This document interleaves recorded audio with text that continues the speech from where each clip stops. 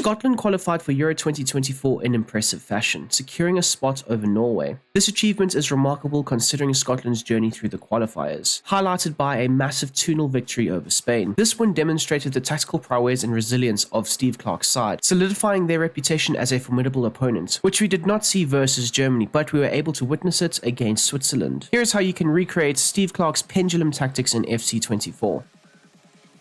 Steve Clarke has successfully implemented his Pendulum Tactics into the Scottish side by setting them up in a 5-2-2-1 system that can morph and adapt into a 4-2-3-1 when on defense. Essentially, what you would want to do for the system to be a true success is implement two different game plans. The one will allow you to attack quite frequently down the left-hand side, and the other will allow you to attack down the right. You want to be able to switch between these two game plans during the game, so therefore using your D-pad and just alternating between the two can more or less bring about the success of the swinging attacking motions. During the qualifiers, Steve Clarke relied on two players for the goal output. The likes of Scott McTominay and John McGinn will prove vital to the success of this system.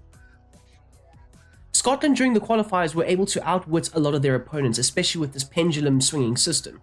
A lot of their opponents found it very difficult to go ahead and break them down, and in order to effectively implement that good defensive tactic, the defensive style does need to be set to drop back. This approach will look to minimize the attacking threats from the opposition, whilst ensuring the Scottish side maintain their defensive shape. Once the ball is lost, the players will quickly transition into their shape, making it very hard for the opposition to exploit them. A very narrow and condensed midfield area will be essential to the success of this defensive side, so therefore a team width set to 20 can help implement successfully the Steve Clarke defensive tactics. We saw this in the game versus Switzerland, where the midfield was very condensed, very compact, very combative, and looking to consistently break up the play in those central zones, looking to crash the midfield and make sure that there was no offensive rhythm generated from the Swiss side. It is going to be a defensive first tactical setup, and therefore the depth of the side should be set to 40, and it can be reduced to a low block set to 20, especially when you are up against the strongest sides, you could say, sides that will look to try and dominate proceedings. This will ensure a solid protection of the back line, whilst also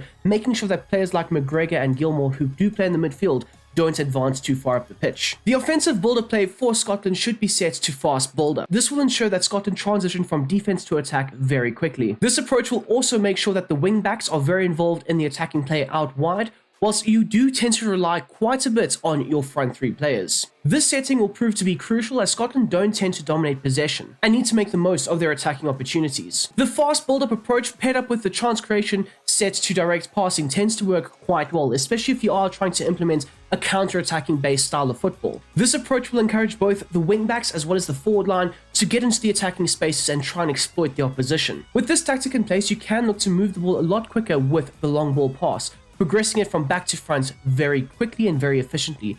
You can try and spray those balls into the wider areas, trying to get into the wing-backs or even into the forward line. Scotland's attacking outlet does stem from the wider areas of the field, whether it's the left or the right wing-backs supplying crosses into the box for either a Scott McTominay, a John McGinn, or the centre forward. So you do want to have the width set to 80 in order to try and generate the aggressive width that we do see from the wider players. However, Steve Clarke doesn't like committing too many players into the box. He wants to try and, make sure that the defensive shape and the transitioning into the defensive structure can effectively take place. So committing just 3 players into the attacking zones does tend to help, especially when those 3 players are the likes of John McGinn, Shay Adams, and of course, the aerially dominant big man, Scott McTominay. And then finally, people, the corners and the free kicks should be set to 4. Now, when you do transition into the right attacking side, these tactics will all remain the same. You don't really want to switch up too many things.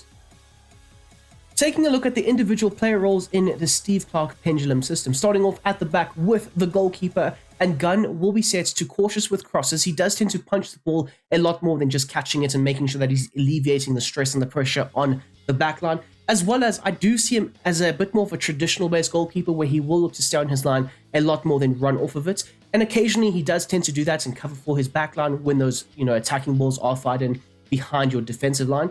But more times than not, he'll look to try and stay on his line and make the saves. Gunn is also capable of being a goalkeeper that can play it from the back, but he does tend to make a few mistakes, so hoofing it long does tend to get the best out of the Scottish side. The 3 centre-backs in Hanley, Hendry, as well as Tierney have slightly differing roles. Hanley and Hendry, however, have the same instructions, and that is the base instructions. There's no major wants or requirements from those 2 players. For your left-sided centre-back, who I have deployed as a left-back, in order to try and get him up the pitch every now and then, you want him to be set to stay back while attacking, as well as overlap, and of course step up. Now this will in turn allow him to operate as more of a left back that does tend to stay back and cover for the wing back at times, but he can also sometimes, if the opportunity is there, get further forward and operate as an attacking left back every now and then. The roles of your two wing backs will alternate depending on which tactic you're looking to go with, either attacking down the left or the right hand side. So for this specific tactic, we are looking to attack a lot more down at the left hand channel. So the role of Robertson will almost be playing as a hybrid winger. You want him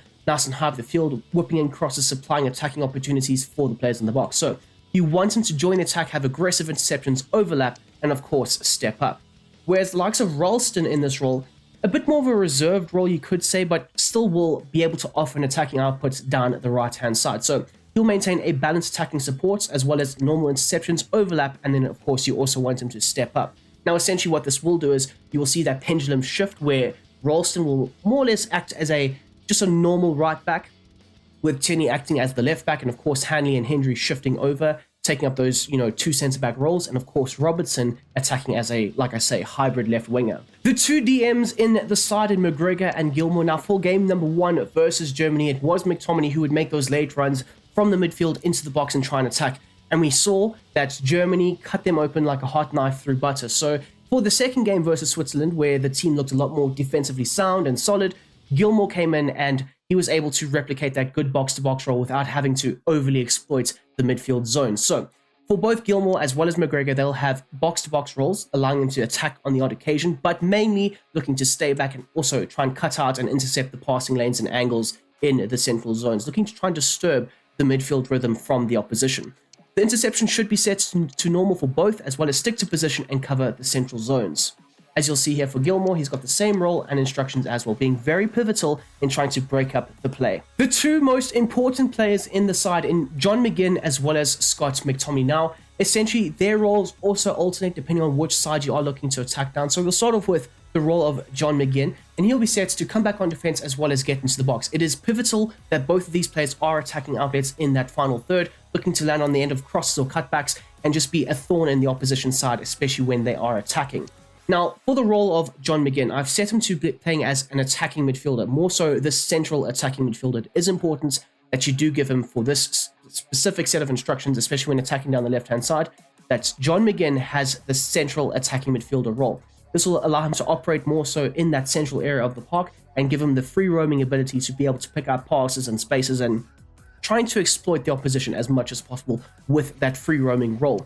The interception should be set to aggressive, as your front three will look to press the opposition, especially when the side are looking to more or less regain their shape. You want 1 or 2 odd presses from the forward line. The role of McTominay is very similar to John McGinn, but he will be set to drift wide, and essentially this is more or less when the 4-2-3-1 system does formulate, with Robertson tucking in as that left midfielder or left winger, and McTominay will operate as a hybrid right midfielder as we're looking to drift out wide and try and cover as much as possible for the likes of Ralston if he's not getting too far forward.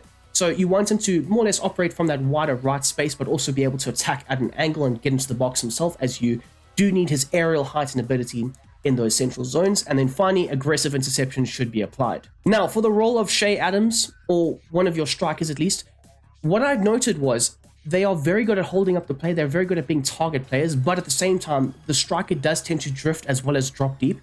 So I figured the best possible way to replicate their roles, of course, more so the likes of Shea Adams and the strikers currently in the side, are all very physically dominant players. So you would want them to drift out into those wider channels, combined quite frequently and nicely with the attacking midfielders and of course the wider players, but more so, having them drop deep into the midfield and linking up the play at a deeper rate is something that they tend to do on a regular basis, especially Shea Adams.